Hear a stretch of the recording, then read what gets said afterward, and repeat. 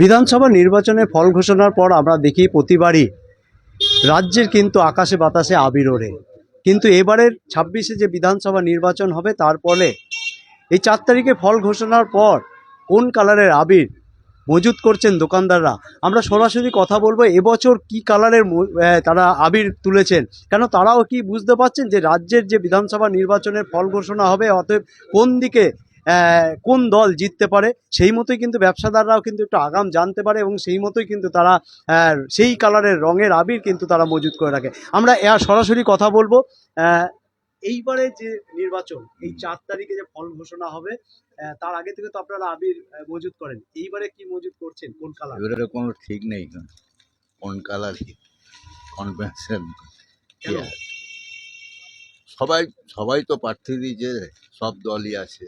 আচ্ছা, এবারে কে জিতবে সেটা তো এখন বলা যাচ্ছে না। আগে হয়তো দেখা গেল যে কালারটা করলাম হলো না, তখন কি হবে সেই আবির। মানে আপনারাও চিন্তিত কোন হ্যাঁ, দিকে? ঘোষণার পর দেখা যাবে যা আছে, কিছু তো আছে। এই ইনভেস্টটা কি বেশি হচ্ছে, কেন অনেকগুলো দলের? এবারে সব কালার তো ইনভেস্টমেন্ট বেশি হবেই, পার্টিকুলার একটা কালার হলে তো ইনভেস্টমেন্ট কম।